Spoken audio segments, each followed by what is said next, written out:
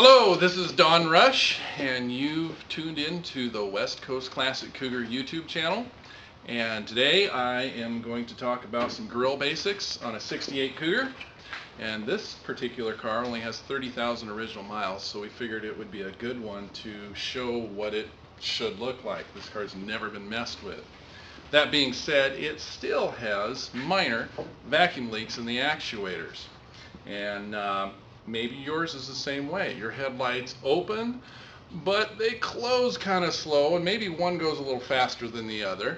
Anyway, the problem with running a car with even minor vacuum leaks is you're never going to get it tuned just right. You're always going to have performance issues. Gas mileage will be affected. Another problem with running vacuum leaks, when you're leaning out your fuel mixture by bringing excess air in through other places other than the neck of the carburetor, the problem is there you'll eventually do things like crack exhaust manifolds. Not good. So this one here we took out of a parts car. Very typical. The dust boot is deteriorated, and this is a boot, not a seal. A lot of people think this is a seal. It is in fact supposed to have a weep hole in it so the air can escape and enter it. Once this boot goes bad, you're just around the corner from the rest of the actuator going bad, because contaminants are now entering the inside of the chamber. And with dust and debris and moisture collecting on this shaft, this is acting like a rat tail file on this circular seal at the top. So if this is what your actuator looks like, it's only a matter of time till the rest of it goes bad. Okay, this is a Mighty Vac, little handheld vacuum tester, and this is how we find leaks in these. You probably can't focus on that needle, but this one is not holding. So this one has an internal leak. If you don't have one of these Mighty Vac testers or an equivalent to it, you can find the big leaks, and many of them at this day and age do have such big leaks. You can find them this way. Press your thumb over this brass nipple. Push, oh look at that, no resistance whatsoever. So that sucker's totally blown. What should happen is you should be able to put your thumb over the nipple and it's rock hard. Now this one here is just a little better. Yeah, see there? It's seeping in.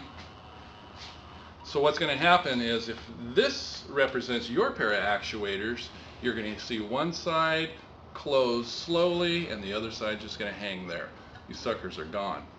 The ones in this car are better, but they still have leaks. So we're gonna show you how to change out these actuators. It only takes about an hour. You don't have to take the front bumper off. You don't have to take the fender extension off. It's a lot easier than you think. Simple, basic hand tool kit. Little patience in the garage, and you got it done. Okay, first thing we're gonna do is take out these 4 bolts on this side and the 4 bolts on this side. Keep track of which bolts go where, because there is a little difference in length, a little different markings on them. Next, we're going to take out this little 3/8 bolt here,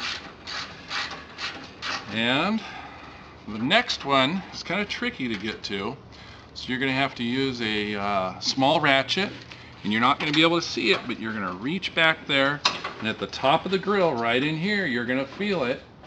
And there's going to be a bolt. And this is a little tricky, but you can get it out. Okay, after you get these bolts out, you're going to take the center grill out. The reason you're taking the center grill out is we want to hinge this whole chrome assembly out. So we got yet another bolt to get to. Before we can get to it, we have to disconnect the headlight spring.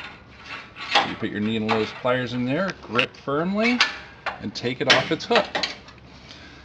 Now we can get to the 7/16 bolt, and of course it's too dark for you to see anything in here, so you'll just have to trust me that there's a 7/16 bolt in there.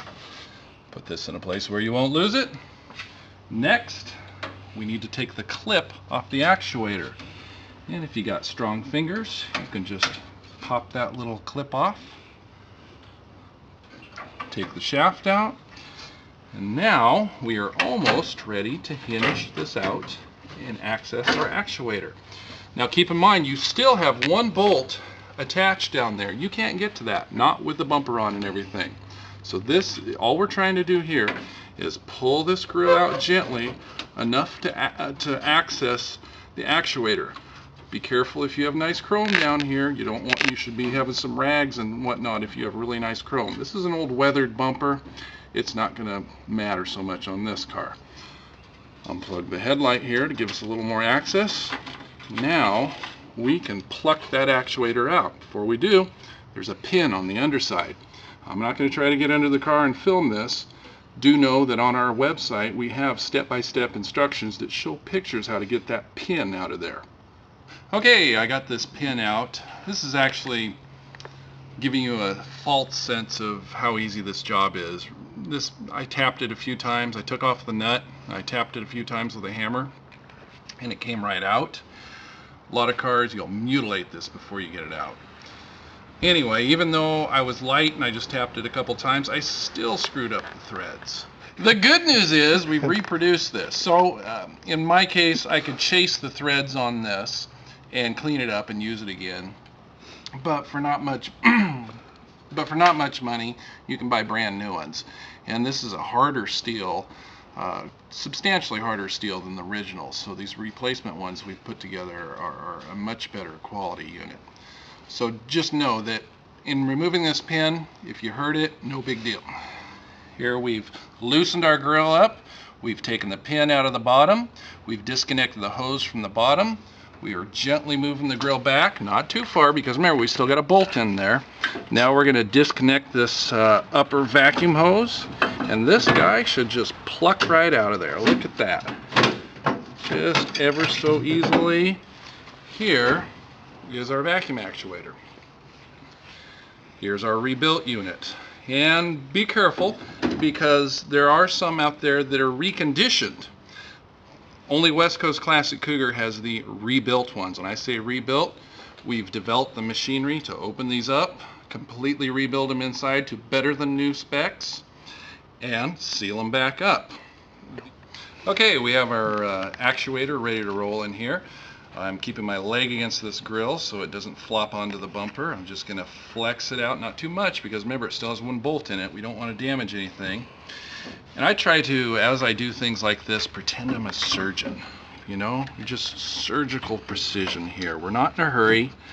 We're just going to gently lower it into place, get it in place. And the next thing we're going to do, I'm going to reuse this bolt. We're going to lubricate this with a white lithium grease. And when we put it back in, we're not going to over tighten it. This actuator was designed to cant back and forth about 5 degrees. Therefore, the shaft is not going in a bind when the eyelid goes up and down. The shaft and the whole thing will rock back and forth just to be easier on the whole assembly. A lot of people think that it needs to be tightened down. No, you'll ruin your actuators if you over tighten them. So let's start to buckle this up. But before I do, we have one more issue. The eyelid. Notice there's no adjustment on this. This eyelid is hyperextended. This is normally where you would adjust it with a socket. You can't. It's at the end of its adjustment. But we've got a cool invention for this. We made a elongated bolt. And not only that, we got the new replacement rubbers, but we got the hard rubber. And some of the ones you see out there made in India, it's a soft rubber, like a marshmallow almost. It isn't going to work. So we're going to replace this guy, and we're going to replace these bumpers that are located on it, and that's going to make all the difference in alignment. Okay, we got our replacement elongated eyelid adjustment bolt. Notice when we put the old one next to it, it's just a little shorter. Notice that the original is collapsed. There's a lot of pressure on these eyelids when that system is in the down position and vacuum is applied to it. So with our 7/32 socket, we are now going to install this in the back side. Okay, so we cut the camera and we went ahead and fumbled for about 10 minutes getting this bolt in. That's kind of a tricky thing to get in there. There's not a lot of room back there, but it can be done. And then of course it's a 7/32, and you know it's kind of tight, and we want it tight. Anyway, we're not going to worry about eyelid adjustment yet because we need to buckle this thing up. When I say buckle it up, we're going to do the reverse installation here and get everything lined up, put all the bolts in. Okay, we got her together, got all the bolts back in place. We got it to where the actuator is not so tight that it can't cant back and forth. That's important. We got the bolt in the bottom with a little lithium grease. Again, we want to cant back and forth, a little lubrication on that. This particular low mile car didn't need new springs, but most of them that we see look like this. This is basically cheap grade piano wire, and it's rusty. You can see it's lost its tension. If you look close right here, the metal has just worn through right there. These are junk. We sell new ones. They're made out of Inconel, whole different alloy that'll never rust, never lose its tension, last forever. We sell them as a set of 4. If you do decide to install these, it requires taking the grill off the car. You won't be able to put these on just like this. Anyway, you won't be able to get the inner ones in. You'll be able to get these in, but not the ones way over here, and there is 4 of them. And you can see now this eyelid, now that we put the new elongated bolt with the hard rubber bumper in there, see this is in its correct position. It's not overextended like you're so used to seeing. So we got that dialed in. This car, again, low mile car, it didn't need new vacuum hoses, but we have the vacuum hose kits that are correctly colored, correct size, correct ribs, correct tape, correct grommet through the firewall. Ours were nice and flexible, and they weren't reamed out at the ends, so they fit tight on the vacuum fittings. So we didn't install this, but something you might want to look at if yours are all butchered, hard, reamed out at the ends. Vacuum check valve. We sell these new. Of course, our hose kits come with them, but we also sell them individual. The vacuum check valve, a system that's tight will hold vacuum indefinitely, meaning you shut off your key in your car, you should be able to go to it 3 months later without turning on the motor, creating a new source of vacuum. You should be able to open and close your headlights once or twice without turning on your motor. The number one problem is it goes bad is this check valve. Again, if you don't have your MightyVac tester, a quick way to test it, put it in your mouth. You should be able to breathe in, but when you go to breathe out, it should be rock hard. This one leaks just a little bit. Our new ones have a lifetime guarantee. They'll never leak. This check valve is designed the second you turn off your motor and the vacuum source disappears, that rubber flapper valve in here flips in place and the vacuum is trapped within the system, and the system stores vacuum in this can. You people on the East Coast, you're used to seeing these rotted out. This should hold vacuum indefinitely. It shouldn't be all expanded at the seams. We have good used units like this if yours is rotted out.